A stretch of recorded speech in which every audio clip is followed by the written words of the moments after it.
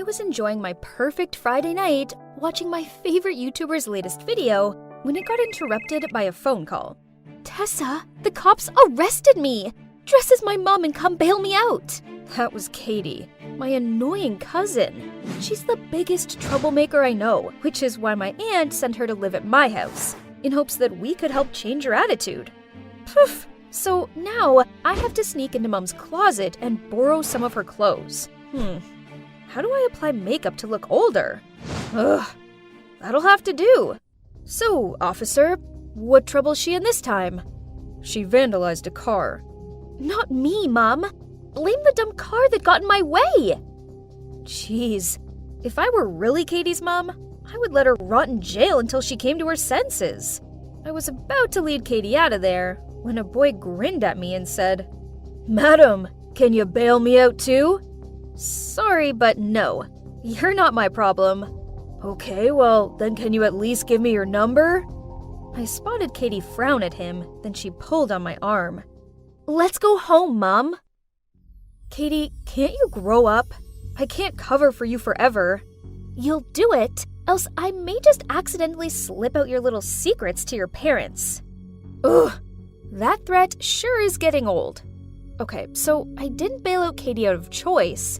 You see, she has something over me. The thing is, I have a passion for baking, but my parents think this is a waste of time.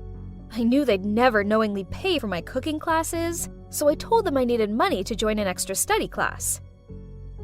I know it sounds bad, but I did apply to work at a coffee shop bakery so I could pay them back while also gaining experience. But then Katie discovered my secret, and now she's using it to control me. Then, just when I thought things couldn't get any worse, I arrived home to find my parents waiting up for me in the living room. "Tessa, you were out partying, weren't you? Why do you keep on disobeying us? And is that my dress? Why can't you be more like Katie? She's really improved her grades." I turned around to see that Katie was nowhere to be seen. She must have quickly escaped through the back door to her room. What a minx! But my parents still believed she's the golden girl. Poof! It's rubbish, of course. The good grades she brought home were all by cheating. If it weren't for Katie knowing my secret, I so would have exposed her by now. Actually, besides Katie, there's also Celia, my best friend, who also knows about this. She may be a hothead, but when it comes to my secrets, I know her lips are sealed. "Hey, Tessa, you have to see this." Celia waved her phone in my face. Hang on, that was BitKit Bakes, my all-time fave YouTube channel. I'd been following this guy for ages. He was so talented. Oh, and he always wore this cute kitty mask. Look at his hands. They're so beautiful. And how I adore his warm voice. I bet he's really handsome too. Celia is so smitten with boys. Ugh, it's Katie again. She's left her lipstick in the canteen and I've got to fetch it for her and take it to some cafe in town. This is ridiculous. I'm sure she could survive without her stupid lipstick for one afternoon. I walked into the cafe and spotted Katie sitting with two boys. Wasn't that the boy from the cop station? Turns out he's called Max, and he's Katie's new boyfriend. And the other guy is Cody. Both of them are college students. "Hey, Tessa, you should stay for cake." Seeing as I was here, I may as well have something sweet, right? So I ignored Katie's eye rolls in my direction and joined them. The waiter brought some chocolate fudge cake over and, yum, it sure looked good. I took a forkful of it and, something wasn't quite right. This cake could use some salted caramel. Poof, a cake needs to keep its original flavor. If you add that to it, it'll be far too sweet. Oh, how rude. I was only voicing my opinion. Right at that moment, Celia phoned me. I just answered when she started screaming so loudly, and I had to hold my phone away from my ear. "Tessa, Tessa, Tessa!" "Celia, is everything okay?" "I know how to impress the BitKit Bakes guy. We must make him a DIY gift. A chocolate resin phone case. What do you think? Am I a genius or what?" I noticed Max, Cody, and Katie all giving me strange looks. Jeez, this was so embarrassing. So I quickly hung up on Celia, then made my excuse to leave. Ugh. I liked it better when only I knew about BitKit Bakes. I watch his videos every day and daydream about baking with him. But now Celia's obsession over him was kinda tiring me out. She texted me non-stop to ramble about him and dragged me into her silly fan projects. She even joined this online fan club of his, and they all talked about how fit he looks, how handsome he must be. Hello, does anyone here really care about cooking? At least work meant I had a break from Celia's mithering. Ugh, what was he doing here? He bought 2 cups of coffee, then asked to borrow my phone because his was out of battery. I reluctantly handed over my precious phone, but then I heard a ringtone. Max excitedly took his ringing phone out of his pocket and said, "So now I have your phone number, cute girl." What? The cheek of him! I'm his girlfriend's cousin. Has he no shame? I gave him a dumbfounded look, but he just smiled, handed back my phone, and winked at me. "I saved my number in your phone. Give me a call." Then he left. He just reached the door when I snapped out of my daze. The phone case. Our chocolate phone case. Why did he have it? It's one of a kind, and we've already sent it to BitKit Bakes. Didn't we? I was about to run after him to clear this up when Katie appeared. "Max, why did it take you so long to buy coffee?" Then she stormed over to the counter as soon as she spotted me. "Stay away from my boyfriend, or your secret goes parent public, okay?" Katie glared at me and dragged Max away. Even though they were leaving, I could still hear her voice. "Don't talk to that girl. I don't like her." Huh? What on earth? Who wants her boyfriend anyway? How irritating. One evening, I was lying on the couch and thinking about whether Max could really be BitKit Bakes when Celia excitedly ran over. "I have our mysterious idol's phone number!" Oh no, here we go again. Celia was way too excitable sometimes. "So, a secret source that's in the fandom sent it to me. I wonder if this is his real number." You really believe that's BitKit's number? Let's just give it a try. We have nothing to lose. It would be a lie to say I wasn't any tiny bit curious. So I entered the phone number, and as soon as I pressed the call, Max's name appeared on the screen. Huh? What's this? I quickly hung up and turned to tell Celia that it was just a fake number. If Max is really our idol, then I don't want Celia getting muddled up with my crazy cousin's love life. Celia just shrugged and said, "It's okay, I'll find another way." Then she did that sticking tongue-out concentration face of hers as she fiddled around on her phone. The next day, I got home from my shift feeling a little worn out, but Celia still wouldn't give me a break. She came right over and dragged me out somewhere. "Where are we going?" I asked, but Celia just kept silent. Then we stopped in front of a small white house. At that point, Celia said, "My source says this is BitKit Bakes' home. We're about to meet the most amazing guy ever."